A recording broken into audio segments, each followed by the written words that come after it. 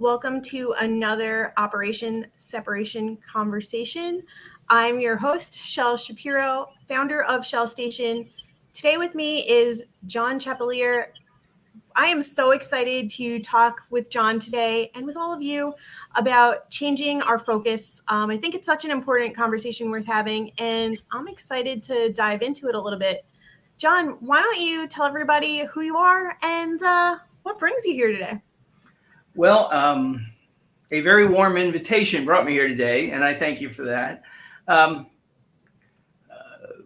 a little bit about me, I guess, is that um, I was sort of at the early in age of baby boomers. So um, what I got was a whole lot of, only the lead dog gets the view. And, if you're don't have at least a VP in front of you, or preferably something higher than that, you really aren't successful. And directly related to money is your value. And, do these, you have to be a man to achieve all these goals, and remember that you're doing us all for them, and all these other silly things that we sort of get told along the way, and we begin to buy into them. And what I usually say, at least in some of my keynotes, I've said, I got told if I did this, this, and this, that my life would just be everything I'd ever hoped it would be. And so what I did was this, this, and this. And when I woke up, my life was on fire, burning down around me. And my wife couldn't stand me. My kids didn't like me. It's just, I'd worked myself right into a divorce, but yet I was still on the A list of invitations, in Washington, D.C. And, I was sought after as a consultant and a speaker, but, I was living in a hotel. Everything looked good out here, but nothing really was going on much in here. And that was where the idea of changing my focus came from was, once I realized that I was really sort of living a marketing plan, not really living a life. I mean, everything I was trying to do was 20% better than it used to be, rather than or 20% bigger than it used to be, rather than better. Excuse me. Yeah.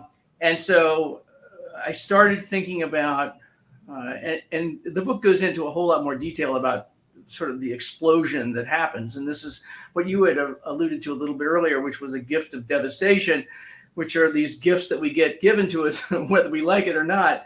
Heart attacks, divorces, bankruptcies, financial debacles, all sorts of things. And it changes the way in which you behave afterward, or at least it should change the way you behave afterwards.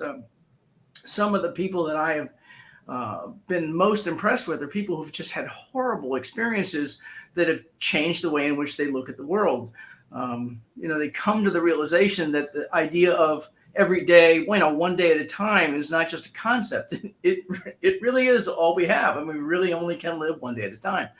And if it's stressful, we were talking about that earlier, sort of this, if your life is stressful, it might even be 5 minutes or 10 minutes at a time. Just get me from here to here and it'll be better. And the thing I found is that if I could change my focus about what's in it for me, what am I getting out of this? Yeah. And start thinking about what am I putting into this? A lot of the imposter syndrome we were talking about, a lot of the stress that we were talking about earlier, these kinds of things begin to decline dramatically as far as levels of stress in my life. And I can enjoy being a contributor. I can enjoy being a consultant or a friend or a parent or a coach or whatever it might be. I can enjoy those things because in the old days, what it was I was always thinking about where I was going to be next. I was almost never here in the present moment. I was almost always somewhere else. And somebody said, it's like a shrink always has a good shrink. And I think consultants tend to go listen to other people speak. And somebody said, I wish I could tell you who it was, but he said, and he was doing a keynote, and he said, now I want you to realize that if you pay attention to what I'm saying, I really appreciate it because you expect me to pay attention to what is going on in here. If I was thinking about a million other things, you'd think you were being shortchanged. And I thought, that's my whole life. My whole life is being somewhere else. It's the next thing I need to be at, the next event. It's not this event, it's the next event. And once that began to click into place that this is not only wrong, it's diametrically opposed to what is right. And that I need to stop worrying about so much what's here, what's coming as to what's here. because if I focus on that, then I miss both, and so it was one of those, wake up calls that you kind of get from the universe. For me, it was a gift of devastation. For me, it was a loss of a company and 12 years of hard work. And it took me a little while to be grateful for that.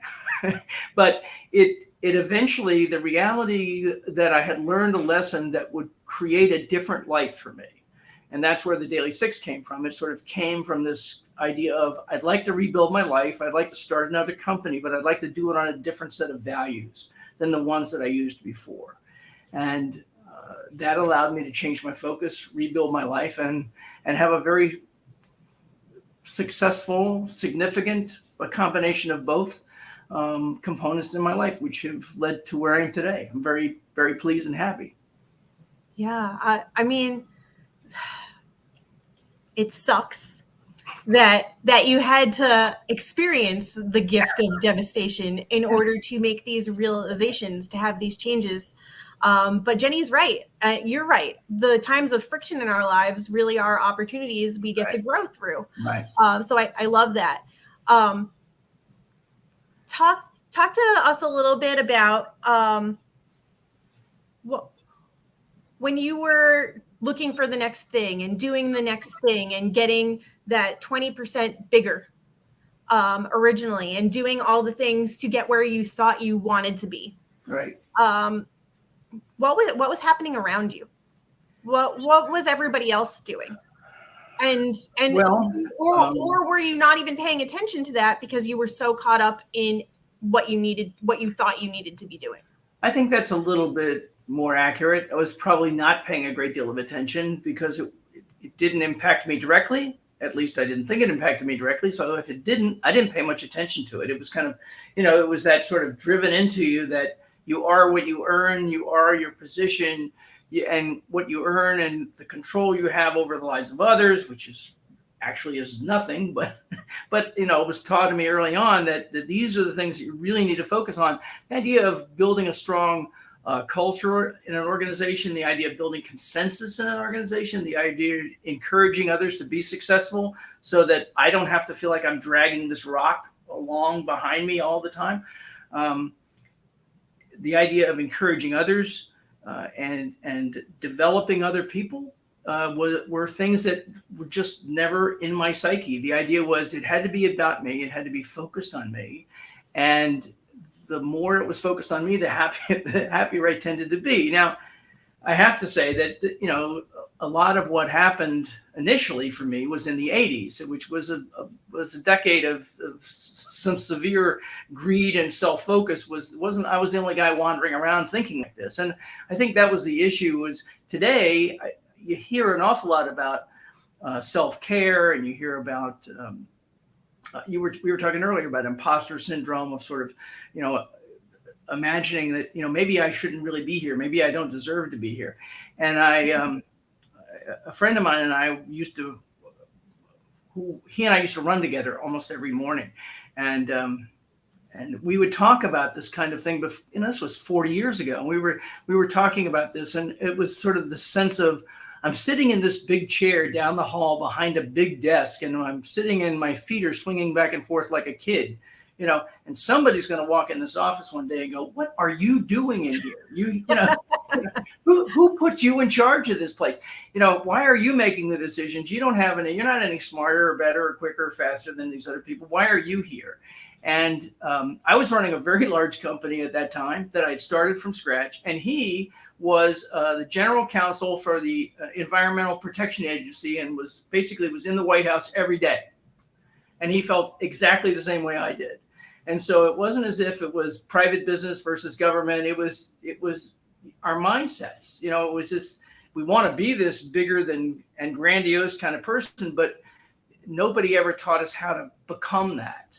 And I talk a lot about that in being and becoming. I want to be successful, but becoming successful is very hard. I want to be important and significant in the lives of the people around me, but becoming important and becoming significant in the lives of the people around me is a lot of work.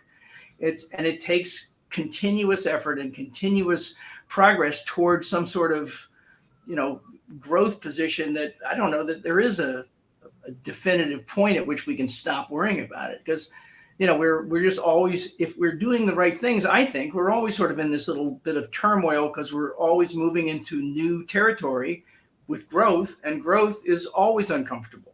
New behavior is always uncomfortable.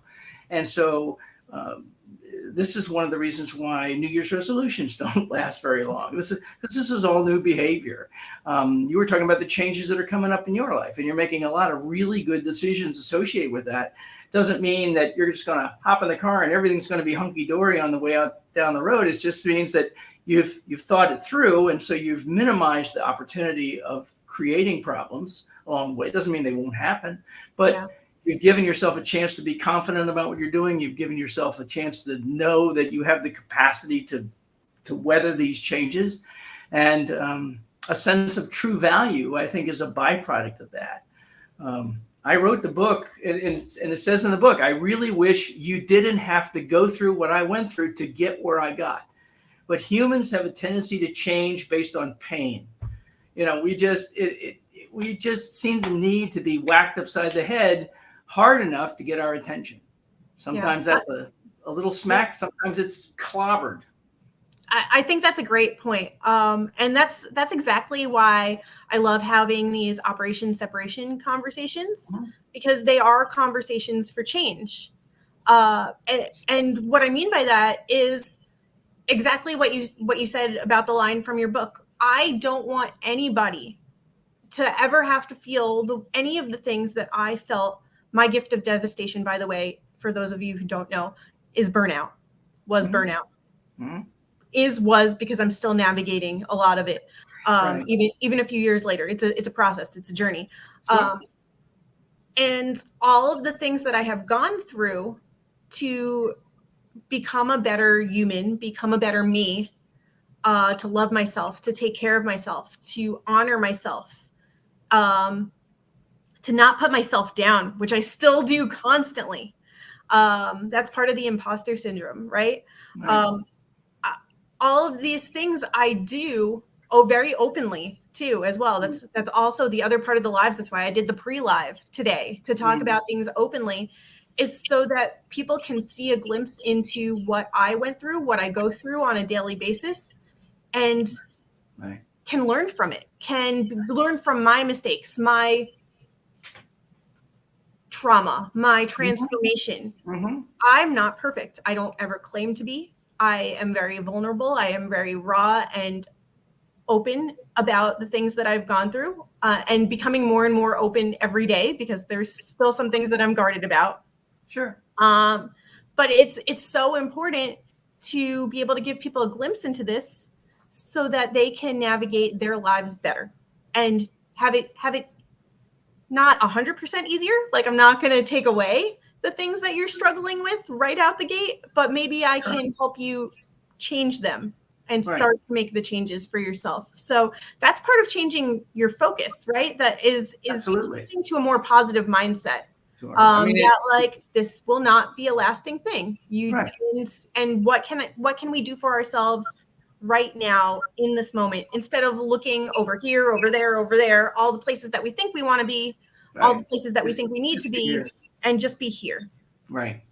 And it's learning to live. To me, it was like learning to live life from the inside out instead of the outside in. It was like, if I could get a new watch or a car or a house, or build the company bigger, or buy another company, or just continue to grow and grow and grow, then I'm sort of distracting myself from the reality that I'm not really growing. I'm just acquiring. And there's a real difference between growth and acquisition. Just ask Elon Musk. He'll tell you, but when he figures out how to pay for Twitter. But I mean, it really is. There's a difference between we confuse value and activity. I can't tell you how many times I've sat in boardrooms with people and I've said, okay, well, let's talk about what we're doing to move us forward. And I hear a whole bunch of people talking about activity. It's like, okay, well, that's great, but that's just what you're doing. How successful are you being with what you're doing? And how is that aligning with what your values are and what your goals are? Oh, well, that's a whole different thing. Well, no, it's not. It's really very much the same. It is really learning to think what am I putting into the relationships in my life? What am I putting into the situations? And that to me changes the way I feel. If I'm helping grow myself, then, and I just keep it that way, then I'm becoming selfish. I may be growing, but I'm growing into being more selfish. So the idea is grow and give and grow and give. And without being obnoxious, my son would my son is still like, yeah, I don't really want to hear any of this, Dad, because I'm not trying to turn you into Gandhi. I'm like, no, I just want to let you know that I messed up a lot in my life, and you came along at the very beginning of my change, at the very beginning of the process through which I was changing. And there's a great story in the book about, well, at least my humble opinion is it's a great story in the book, but about he and I playing together on the day the bank came in and took over the company. And it was one of those horrible days that I have no desire to, reenact. But his lack of understanding of what kind of day his dad was having was the perfect catalyst to change my focus. I mean, he didn't care that I was having a horrible day, that I just lost all this or lost all that. He was just happy that Dad was home. And we played together for, I don't know, 15 or 20 minutes because he insisted on it. It wasn't because I wanted to, but insisting on it caused me to change my focus from what's going on in here to this wildly happy little kid who was chasing me all over the house. And his laughter worked on me like a jacuzzi denots your muscles and takes the stress away. And I thought to myself, if I can do this on this kind of a day, just changing a little bit of what's going on out here, instead of living constantly in here, maintaining my level of, you're not going to take away my depression, you're not going to take away my anger, you're not going to take away my selfishness. I'm not going to interact with what's going on out here. If I can change on a day like that, I can change anytime I want, any day I want. Now, I may fall back into old behavior again, but I can at least, sort of come up for air a little bit, take a couple of breaths of fresh air, and then sort of begin to sort of move forward again, rather than sort of live in this diabolical cycle of negativity, which I will tend to whip things into a frenzy like that if given half a chance. I love that you said that about sometimes falling into the same patterns or same behaviors. And it just goes to show that it's not something that you work through once and then you're done with it. Right? As we were talking earlier, the people pleasing, the imposter syndrome, like that can keep coming back up. But I have the choice. We have the choice. You have the choice to change again and again and again. Right. And as you talk about in your book, The Daily Six, it starts with the willingness and the acceptance to want to change. Right. So let's talk a little bit about what are these six values, these six traits. Sure. Actually, it's funny. Linda and I were talking. Linda Nichols, Terry's wife, and I were talking earlier about, are these concepts, are these steps, what are these? I'm like, I don't care, as long as you just do it. We can call it anything you want. The idea is, this is what worked for me. Is this going to work for you? I don't know, but I do know that it's pretty universal, and it's written as inclusively as possible. And it's worked for a whole lot of people for a long period of time. And the idea was to write it in such a way that it could be practiced in order, or it could be practiced randomly. It begins with willingness, because in my mind, unless you're willing to try something new, maybe find a new teacher or learn a new lesson or learn how to handle old situations in new ways, because, I can't fix this with this. So I have to find some other stuff to stick up here and maybe get me thinking through the situations that have caused me problems in the past, find new ways through those. And then the next couple of components are how to actually get that focus changed. Once you're willing, then you try practicing some quiet time, whether that be prayer, meditation, mindfulness, chanting. Doesn't make any difference to me. I just am trying to sort of clear out the blockage of the past and open a channel so that new learning can go in. Yeah, that could And even be going for a walk and getting outdoors. Like it could absolutely. look so different for any. It's just a matter of getting out of your own head. Absolutely. Absolutely. I used to talk about a guy that I remember seeing when I used to live in DC. I grew up there. And I remember watching him walk out. This is when I was first starting to notice things. And I noticed him walk out of a building looking at, probably in those days, it was a Palm Pilot or something, but looking at something A BlackBerry, yeah. and then he walked up 3 or 4 doors of the next building, and then he walked back in the building again. I thought, well, he never even looked up. I mean, it's just, he never looked up. And this was 25 years ago. So, I mean, today we really have become connected, to these little electronic joys that we carry around and completely snuff out what's going on out here with us. And so, the idea here is that find something that will change your focus, and walking around outside will do it. I do a combination of, I have a puppy that sometimes I really am excited about having, and sometimes I'm not, but I still have the puppy. And at 6 o'clock every morning, whether I like it or not, he's ready to go outside for a run. And we can go out, we go down to the park, and depending on the time of year it is, it can be dark. And I notice things like a star that's in the same spot every morning. And I notice the moon coming up, and then I notice the sun rising up over the trees. And these are things that if I was focusing this way, I would never notice these things, because I probably would have never chosen to take a puppy at this point in my life. Susan said, I guarantee you this may be frustrating, but this is the best thing that I've seen you do in a year, is to have this little guy and have him depending on you for health and food and everything else. And it has done wonders for my mindset, just by focusing on the mindset of something else, someone else. And so once you're willing, and when you practice some way to sort of settle and balance yourself centered and emotionally, because what I say about quiet time is, if you set your heart and your mind in the right direction, your life will follow. And then the third component is service, focusing on the needs of others, and seeing how you can, or I can, contribute to their betterment, not just my betterment. Zig Ziglar had a great line years and years ago, which was, the harder I work, the more successful I can make other people, the more successful I become. And it's the same today. And the more that I focus on the needs of others, the more I focus on the capacity to learn of others, which is one of the reasons I love what I do. I love the fact that I can go in, do a training, or I can do a talk, and I can help expand people's capacity to understand how they can grow and become more positive contributors to themselves and to the lives of those around them. That's followed by love and forgiveness, which are, to me, two sides of the same coin. I don't really want to, I could spend most of the rest of the time on love and forgiveness, but then being grateful for all things at all times, even gifts of devastation.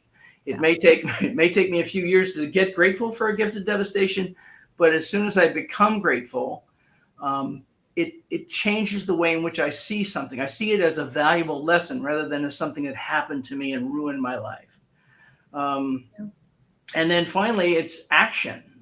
Because when you write a book, one of the things that Putnam required us to do was write an action, a business plan. Why would somebody want to buy this book over somebody else's book? And the big thing for me was, the other books that I was reading at the time told me a whole bunch of great ideas, but didn't say, now that you have these ideas, the only thing that's going to make a difference is to do something with them. And so the sixth component of the Daily Six is action. So it starts with willingness to start and an action to continue that energy moving forward all the time. I think those are, and I'm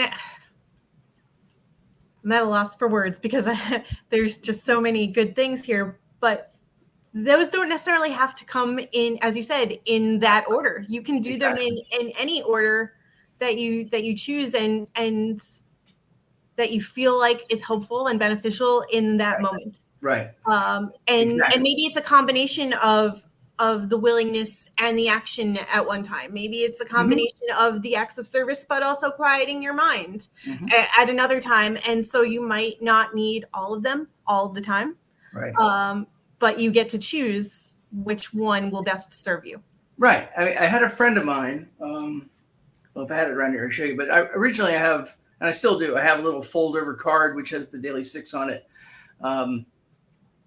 And originally that's all I had. I didn't have a book yet because it took me a whole lot less time to write a card than it did to write a book. So I had the cards initially, and I had a small group of people who were good friends at the time, right when I started changing from running companies, real companies with front doors and copy machines and all that kind of stuff, to being a sort of a consultant, which was mostly just sort of being service focused on changing the way things worked.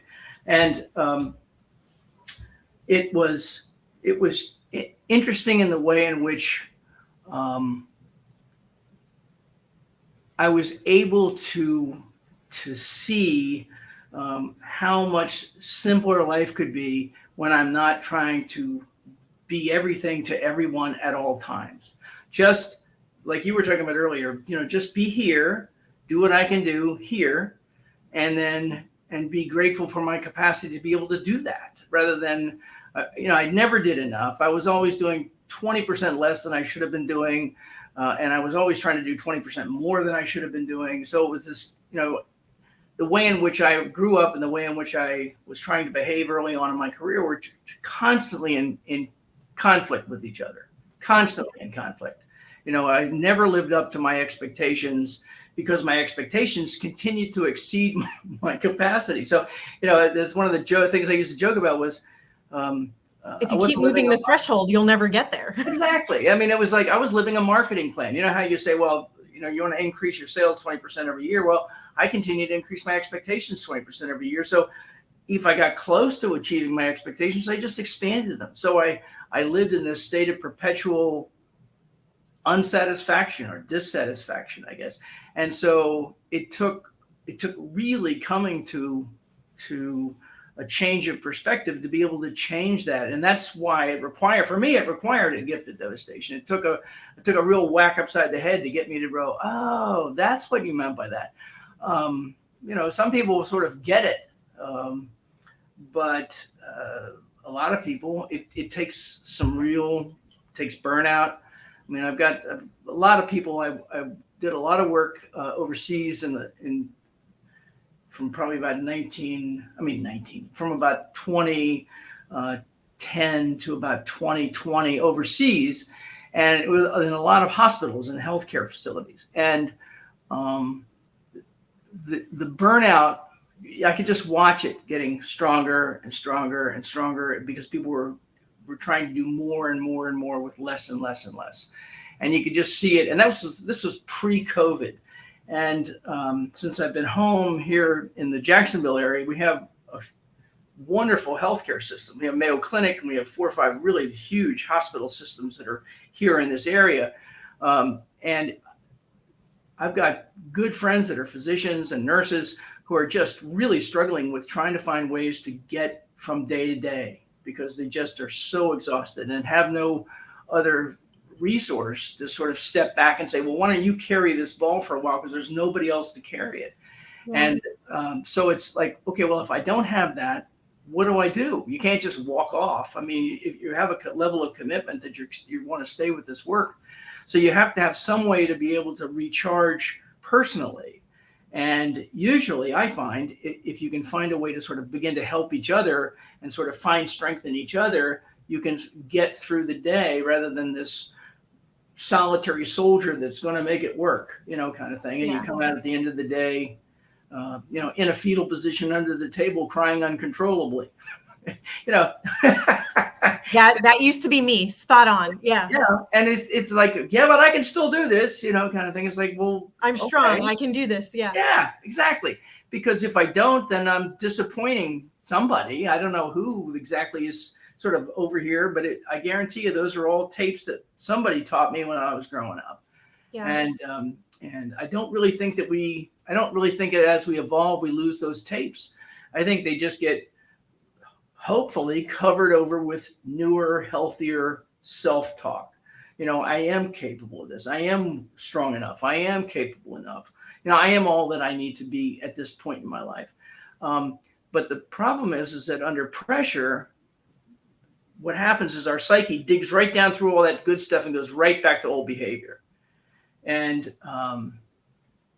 And so we have to continue it, like you were saying, on a daily basis. That's why it's the daily 6. And I had a friend of mine who said when we first printed that card, and I'm sorry, I've sort of taken a long circuitous route around. That's okay. We first printed that daily 6 card. She said that she took the card home and put it on the refrigerator and put a little magnet on it and held it up there. And she said, every day I would go to the refrigerator and take out some juice or cream for coffee or something. And it would make me look at the card and I would think, well, what am I going to work on today? Today, I'm going to be more loving. Today, I'm going to be more willing to try some new things. Today, I'm going to be forgiving, focusing on forgiveness, focusing on being grateful. And she said, that got me through a death of a parent, got me through a divorce. It's got me through my kids going off to college. So, that's why it's not a read this book and you're better. It's a read this book and you now have some concepts about how to continue to evolve and grow and towards a healthier person. Because I don't think it's progress, not perfection. We're never going to get perfect. We're just going to keep slogging along and keep trying. And perfection is not the answer. That's right. I got to say to come back to some of the things that you've been talking about as you've navigated like helping yourself and others in healthcare or globally, around the world, in corporate offices, wherever the help is needed, really, the acts of service. One thing that I've noticed a lot of, and with myself especially, is that even in the moments where I am alone, when I am struggling, I feel very lonely because I feel like I need to do it all. I'm the only one who can do this. I'm the only one who can fix this. I'm the only one who can solve this. And I'm sometimes afraid to ask for help. Now I know that this is very unreal because I have a great support system, family, friends, colleagues. And I do know that if I don't have the answer for something, I have very extensive network of people that I can ask for help. I'm just afraid to do it. And sometimes I have to push myself to do that. But I think that's a common thing for people to feel alone. Like they still have to do things alone and be lonely. And you don't have to do anything alone. And so having these tools at your disposal, the daily 6, having the resources and just knowing that this is a gateway to more and more powerful conversations that can make yourself and everybody else around you better if they're willing to be, because you can't change people who don't want to be changed. And we're not forcing it on anybody. But for those who are willing, this can be a very powerful conversation tool. Yes. And it can also start the conversation and create the conversation to not feel so lonely in those moments. And that's an excellent point. It really is. Even as I navigate like downsizing my life and selling my things off and figuring out where I'm going to go next or where my clothes are going to go next as I separate my wardrobe into mini wardrobes. Capsule wardrobe is the more correct term there. As I figure things out, I found myself telling my partner last week, like, I just feel so alone in these moments. And he's like, but you're not alone. Like, I might not be there right now, but you have me. Like, you can talk to me. You have all of your friends and your family. And there are people here that you can talk to. And I was like, yeah, but right now in this moment, it just feels like I'm doing this alone. And that's not the case. And so if I'm feeling it, I know other people are feeling it. And getting back into the mindset of like, I can ask for help. I can change. And I get to make that choice every single day, at every single moment, if something is not feeling good. That's perfect. I mean, that's presented in the perfect way. I mean, we all struggle with these issues. There's no sense in saying, oh, well, I used to do that, but everything's great now. because as soon as I start hearing that, all I'm hearing is hubris versus humility. And, when I've got it all together, it probably means all I've got is a really good smoke screen going on out here. It's like, pay no attention to the man behind the curtain, kind of thing. And I'm back here with levers and all sorts of things, trying to look like I got it all together. And that's exhausting. I mean, that's an exhausting way to live. And we don't need to do that. Like you said, it's a weirdly paradoxical time right now where we're hyper connected and hyper isolated. We can talk to our 20,000 people on Facebook, or our 6 people that are in our small intimate group that we can talk to. We were just talking about Linda and Terry Nichols helping me with a number of programs that I'm working on, and it's just been so grateful to find people that just say, well, let me see what I can do, and let me see how I can help. And that just came through a conversation about it, feeling really overwhelmed. I don't really know exactly where to start because, usually, and when I started organizationally, there were people I could delegate to. Now I'm my own secretarial, accounting, marketing, and graphic design department. And there are a lot of those things I just listed that I'm not very good at. So, asking for help and asking for ideas and asking for input, or just asking, am I on the right track? Sometimes it's looking for some verification that, rather than slog along here and then realize, oh, dang on, I should have asked somebody like 2 weeks ago to save all this trouble. I mean, if Linda hadn't told me, don't be on Safari because you can't connect the SteamYard through Safari, I'd have been sitting on Safari right now trying to figure out why I can't get a hold of Shell because we're not connecting, because I didn't know that. Yeah. And somebody said, oh, you got to use Google, don't use Safari. I'm like, okay, I'm perfectly fine doing that. It's not like I hurt my feelings or anything. That's not something I knew.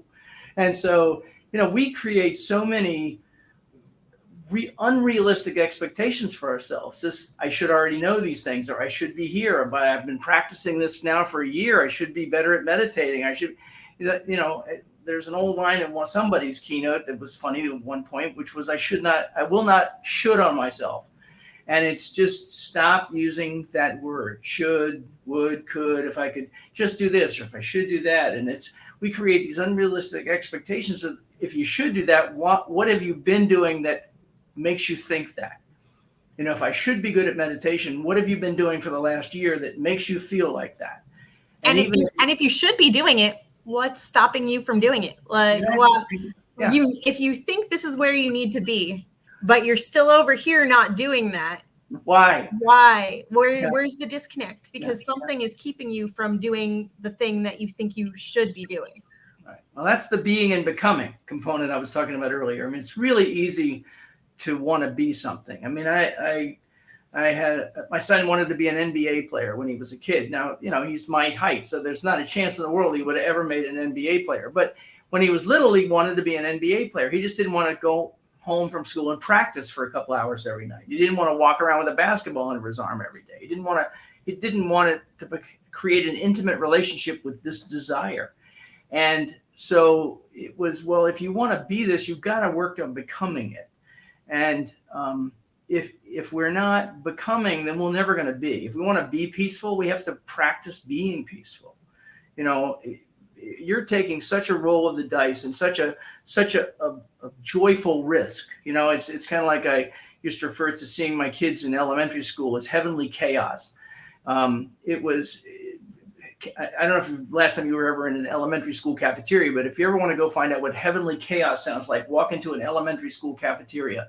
And it is just this joyful glee that is about ready to blow out your eardrums. But it's still joy. It's just this untethered joy. And, we just need to be willing to be that open. Like you were talking about, the more honest I can be about myself and my strengths and my weaknesses, the easier it is for me to work on getting better. If I sort of have this shell of hubris around me and there's nothing I can do to crack that shell to get through, then I'm just going to still wander around thinking I've got it all, and when I realize that I've got very little, or at least at one point in my life, I had very little. But I thought I was the end all and be all. What did I used to say? John Wayne, James Bond, and Bill Gates, all wrapped up in one package. Yes. Yeah. So. And I'll also say that, to go back to your story of how the day that you lost your company and you came home early and your son wanted to play and had all this excitement, and you were kind of like internally like, I just lost it all. Like, what do I have? I have nothing. Right. And then you opened yourself up. You had that glimpse into your son having all that excitement and energy, that you were home and not knowing what was going on for you. And like realizing ultimately, like, I'm not alone. He's here. I get to be here with him. He's right here. And I can either ignore this. Yeah. I may have lost this, but I still have all this. Right. And we have been so conditioned, and I shouldn't say we, I had been so conditioned to a material existence. And trust me, I've had lots of money and no money, and lots of joy and no joy. And I would really like to have lots of money and lots of joy. So it's not, I don't want to just be wandering around. I don't want to be happy, but my car requires jumper cables. But if I had a choice, I would definitely pick the joy over the financial security. Because with joy, I can work through that. With a sense of financial inadequacy all the time and no joy, I'm just frozen in a level of negativity that I almost cannot get out of all by myself. And yes, Linda, John did just say shell, because he was getting shelled. And the shell shock. I'm just going to throw some puns out there. Yeah, it was very timely to talk about shells. So yeah, bring that back around.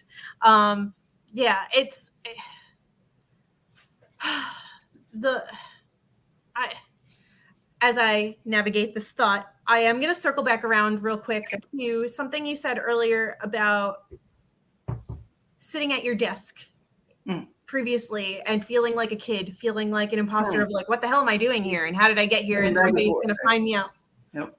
Did you ever feel, while you were doing all the things and growing your business and having this larger than life feeling, did you ever feel alone in those moments? And absolutely. Go ahead. Finish your statement. Did you in that moment feel like you needed to take it on all yourself? I know you said you delegated to your employees and you had people working under you, but did you feel like you had the weight of the world on your shoulders all the time and that you were alone in that? Or was it just like, I'm just going to keep doing great things and I'm the only one that can do them? Like, or was it a combination of both? It was probably a combination of both, because there were a lot of people. We had almost 400 employees. So there were a lot of really good people that could get delegated to, and they had people they could delegate to. So I was able to really sort of stay into the sort of the dreamer kind of person to think, why don't we try and do this? Or why don't we try and do that? The problem is that there was a side of me that always felt inadequate. I mean, the door would be closed. I'd be by myself, not on the telephone going, I don't know why in the world anybody thinks I have the answers to this. Even after having shown up for years and years and years and had the right answers, it still didn't sink in enough to think that this would be, this is still going to, I got it now. This is all figured out. I mean, I used to tell a story about figuring that life was on the other side of this river. I was on this side, perfect life was on this side. And then I didn't have any idea how to get across. And every time that I would finally get pushed to the point, I would take a step out into the river. And what would happen is a rock would pop up and hold me up. No matter what it was, whether it was financial, emotional, societal, whatever, something would pop up and hold me up and eliminate the fear that I had before I took the step. But I would not take another step until I got pushed to take another one, and then pushed to take another one, and finally pushed. I wouldn't just go, well, now I know it's good, and I just start walking out there in faith. It just never really occurred. And I can remember thinking to myself, well, I'm now 453 rocks out into the river. Why do I think the next one is just going to be a coincidence? when am I going to believe that there's actually a process here that I'm capable of handling? And I think it really takes some honest self-evaluation. A lot of the things that you've gone through in the last year or so, these things this sort of rigorous honesty that you sort of dug down and come to the realization of where you are and what you can do. I think these are things that really make a difference between somebody who is hoping to be happy and joyous and somebody who actually is happy and joyous, does lean on their friends, does ask for help, does ask for input. And those things do not make me less than. Not having all the answers just means I'm human. I used to talk to the people that I would be working. I said, are you the kind of person when you show up for work, you just show up for work and get a cup of coffee and go to your office? Or are you the kind of person when you get to work, are there like 30 people standing outside of your office waiting for you to show up? I said, because if that's the kind of person you are, then you are teaching people to depend on you. You're not teaching people to think for themselves, because it's always easier to ask somebody for an answer than it is to go look it up yourself. Yep. The problem is that doesn't grow you, and it doesn't grow you as a leader, and it doesn't grow them as a person who could evolve into leadership. So you have to be able to trust yourself, and that takes a lot of screwing up. I mean, it's just in real life, getting to a point where you're comfortable and confident with the decisions that you make takes a lot of trial and error. And a lot of times it's error, versus the good stuff. It's like, oh man, I don't want to ever do that again. That was a big mistake. Yeah. It's the errors that propel us to learn and to be better and grow. Yeah. Exactly. And you said it so beautifully that, which I'm just going to now butcher trying to repeat it. It is the way that you had people relying on you. And if you're the person that has people lined up to you, waiting for you to solve the problems, to give the answers, to tell them what to do next and where to go, then you're only creating more of that. You're not encouraging people to dig deep and find the answers for themselves, or to try and find the answers for themselves, because the trying is sometimes the most important part. If you try and you still can't figure it out, great. You can ask somebody. Do it. Right. Or not try. We can do it together. Yes. Exactly. But to take the weight of the world a little bit on yourself, and to have and for everybody else to put that on you too, because they're unwilling to try, is sure. Well, that way they don't make any mistakes. And then it's all on you. You do it and I don't, and it's wrong. It's your fault, not my fault. And so, this is one of those things where I can remember standing in organizations going, okay, well, now that we've clarified whose fault it is, now let's see if we can move forward and fix this. Because, I don't really care whose fault it is. I care how we got here and why we haven't sort of found a way through this by now. Yeah. Because it's not as if we just started doing this. We usually what happens is we get into cycles of behavior, and then they become habits. And then those habits, whether they're good or bad, otherwise we would learn and everything would just get better and better and better. But we don't. We go get better and then it slides back. And then we get a little bit better and then it slides back. My biggest, maybe not the biggest, one of the biggest cycles for me when I was at my previous job, as a manager and a leader, was taking on the brunt of everything. And I did this to a fault, for myself and for others. And I knew that this was occurring, and it was just a perpetual cycle of everybody's coming to me for answers, because everybody was, including myself, everybody was told, Shell will know what to do. Ask Shell. And I went by my full name, Michelle, at the time. Michelle will know what to do. Ask her. But nobody wanted to try. Everybody became so afraid of trying for themselves that, okay, now Michelle, because again, I'm referring to my former self, so I'm not Shell in that moment. I'm Michelle. Michelle is going to fix it. Right. So when they Sure. did try, if they couldn't do it, they didn't want to learn how to do it better, how to avoid making that mistake Come the get following you. time. Well, now we're in a time crunch. It's got to get done. Who's going to do it? And so You're going to do it. I was in this space where, like, well, if something is going to get done right, it's got to be done by me, because people are either going to not try, or they're going to expect me to help them, or they're just going to expect me to do. And so I was doing my work. I was doing everybody else's work. And at the same time, I was so mad and frustrated that people weren't trying or doing their work. Right. Well, I created, Right. I enabled, I didn't create. Right. I enabled that cycle to keep happening. Right. And I really, really wanted people to be better. I spent hours trying to make people, countless hours every day, every week, trying to make people better, bringing in training, bringing in other consultants and vendors to teach them how to use machines and tools properly. Right. Ultimately, to just be like, oh, well, you're going to do it anyway, so why should I even care? Right. I'll just do it ahead of time and before you come get me. I really, really wanted people to want to be better. And when you're in that cycle of not being better and not allowing people to just, okay, well, what would happen if, and I knew what would happen, but when you're in that moment, it's hard to choose the opposite negative. No, you're right. When you're in that moment, okay, what would happen if I just didn't fix this person's problem? If I didn't fix this job, if this job didn't get done on time, if it didn't make it to the event over here, if this commercial didn't have what they needed and they had to go to another company. I did props for television and commercials and signage for storefronts and events. That was the nature of the business. And so, like, things were very time sensitive. Sure. And so if it didn't get done on time, what would happen? Okay, well, who's going to, as the manager, as the leader, to get back to the point, I know I just deviated in this whole circle, but it's so hard to break the cycle, even when you know that it's wrong and it's not doing anybody any good. And it's also detrimental because the company can't grow that way if everybody is relying on this one person. Right. So as much as you want the change, something needs to change.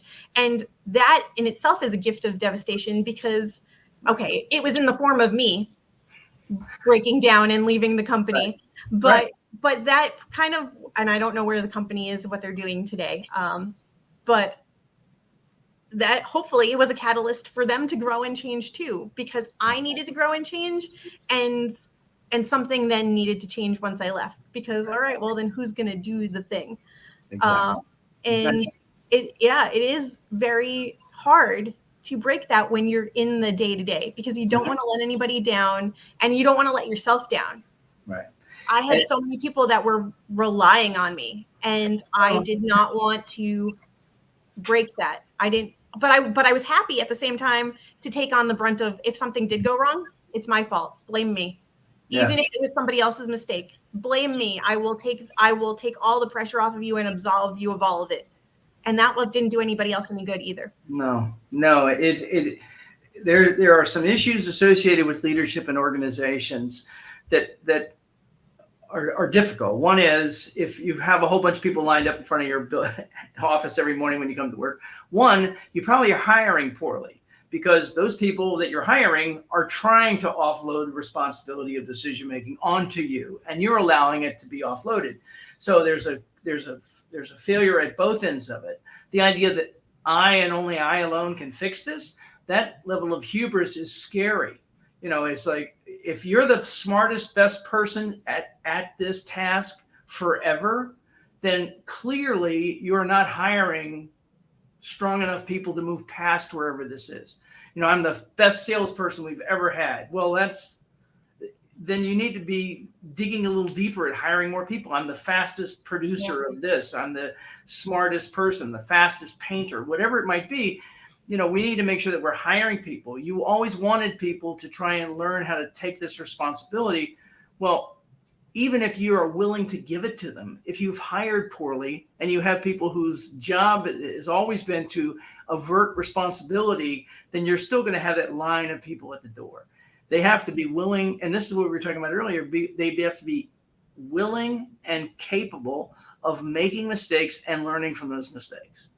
I grew up in an environment where you hired people at minimum wage, worked them until they finally quit, and then hired somebody else at minimum wage. Period. And that was the most horrible work environment you could ever have, because everything fell on the higher level people to do everything, because nobody had any desire to do anything, because no matter how hard I worked, as soon as I wanted more money, they replaced me. So it's a combination of, have you hired the person right? If you've hired them right, then have you trained them right? Because training me is one thing. Training somebody else is a whole different set of skill sets. Are they learning what they need to learn to get where you want them to be? Not just, are they learning the tick box? They check, okay, we've done racial discrimination, we've done sexual harassment, we've done trust building, we've done this and that. And if they're, 2.5 hour check boxes and nothing ever falls back into are we actually growing and becoming more, either as a department, as a team, as an organization, or as an individual? If we're not growing and becoming more, then we're just perpetuating this sense of false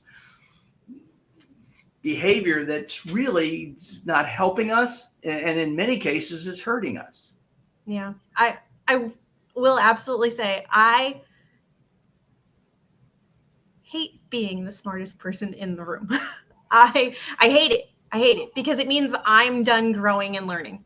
Right. I hate it. And knowing that I potentially was, I of course, I had several people above me. It was a small company, but I did have several people above me.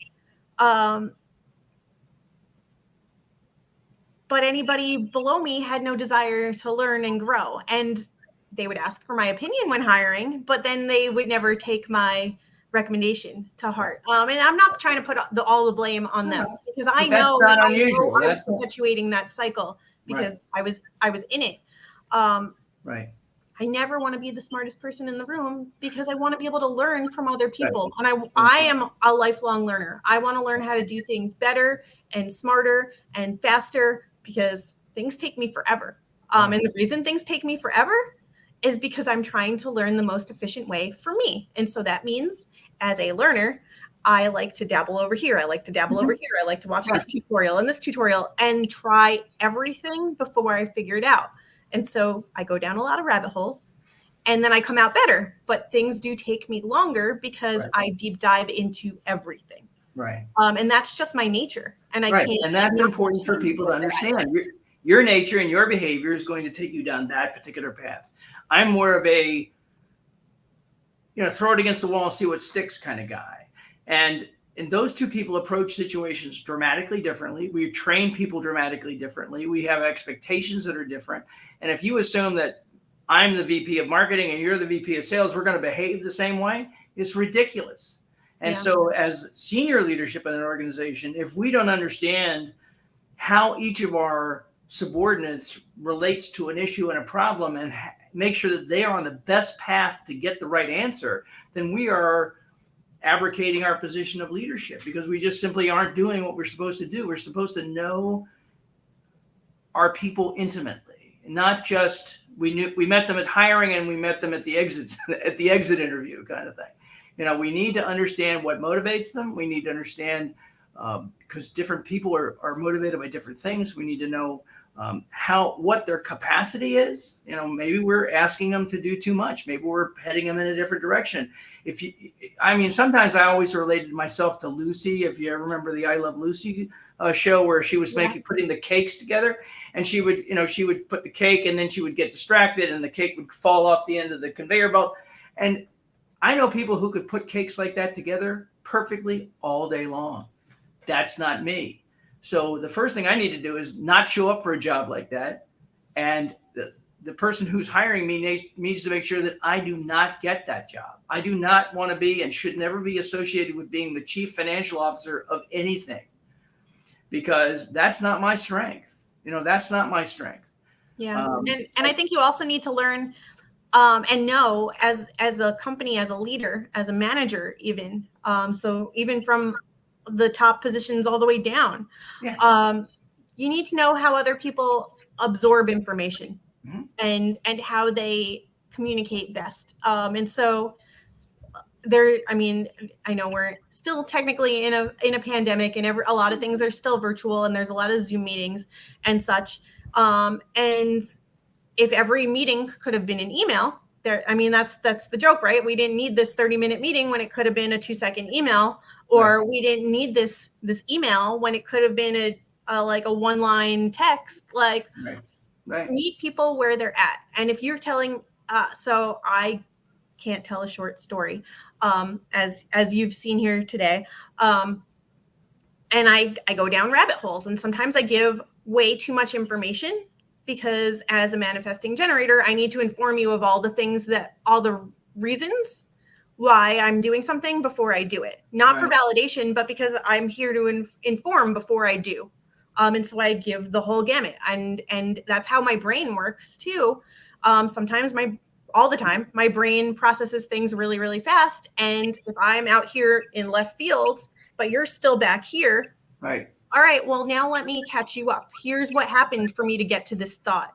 Right. And so I give a lot more information. But sometimes that means meeting people where, all right, they don't need the whole backstory. Right. Just tell them the information that they need to know. Right. But sometimes, on the other hand, sometimes as a business owner, you're like, well, I'm going to make this as streamlined as possible for me. And I'm only going to give it and people can take from it what they want. Right. And so it's meeting people at different levels, but also in a way that you feel good about. So, and that can happen on a personal level, a professional level, and on a company, on a bigger picture level too. You need to know how people absorb. Do they want a video chat? Do they want an email? Do they want a voice note? Do they prefer like an in-person meeting real quick? Like, what is going to best solve you and them? And if you don't know that, you're never going to hit it. It's always going to be a near miss. It's going to be something close. They almost got it, but not quite. But if I don't know that you're a visual learner or an auditory learner, or, you need to have a workbook to make this work, or you need a ton of detail or no detail. If I don't know that, I can't help you grow. I cannot help you grow. For me to give you a 10-page bulleted list, perfect for me, horrible for you. So, I need to know how to grow you into being a positive and productive component of whatever the unit you want to be in. It's family, team, organization, whatever it is. And if I don't know how to help you, and the only way I'm going to know is to ask, and the only way I'm going to learn is to have you tell me the truth. And those are two things we don't tend to do. One is answer with the truthful answer, and two is to ask the question in the first place. Well, I mean, I was going to go to a company training level, on like, well, maybe giving people the training, or thinking back to me bringing in people to train them to do things so that I didn't have to constantly do it. Right. Looking back, maybe I wasn't giving people the training that they could absorb, or in a way that they could utilize it best. And also they probably didn't feel comfortable to say, hey, no, this is what would actually help. But it just on a basic everyday level, not even a professional work environment. When we ask people, how are you doing? How are you? And the generic response always across the board is, I'm okay. Right. I'm okay. Because you think that people want the quick answer. Sure. And well, they don't really want to know. They just want. They don't really want to know. That's exactly right. They don't really want to know. And if I really went into what was going on, whether good, bad, not like everywhere in between, like, do they really have the time for this? Are they asking because they care? Like, I question this all the time. Like, when somebody asks me and I'm like, if my answer is I'm okay, I'm lying. I might be okay, but there's usually like a whole other deep thing that I'm holding back on, because I don't want to waste your time if I don't know that you want to know. Right. No, leaders build leaders. They don't build followers, and groups of peers build stronger peers. They don't create strata of, this is the top level peer and this is the medium peer, and then here are the minions down here. The idea is for us all to find ways to support and nurture each other to our highest possible, whatever you want to call that, purpose, I guess. And if we can do that, then we have a chance of connecting and making things work. But if we don't, And that's what takes work. It takes a lot of work to learn how to connect with and encourage people to grow. Yeah. I think that, oh, wow. That's a powerful way to end. Thank you, John, for, Thank you, Shell. there's so many great insights that we've shared today. And I feel like we could keep going on this for quite some time, because there's so many things that I'm just like, do I go there? But it's been such an honest, open conversation with you, and I love that. So thank you for sharing the daily 6 and like how that can show up in our lives and how we can interact with it daily and make the choices to change our focus. This is on Amazon, right? Where can the people? Book's on Amazon. The audiobook is on a program called Scribble, Scribl, Scribble. And so that's audio. Everything else is on Amazon. But if you want something simple, like on my website, you can download the chapter on willingness, which is sort of the how did I get here story about getting my gift of devastation and then learning to become willing and creating those changes. That's downloadable on my website, which is johnchappelear.com.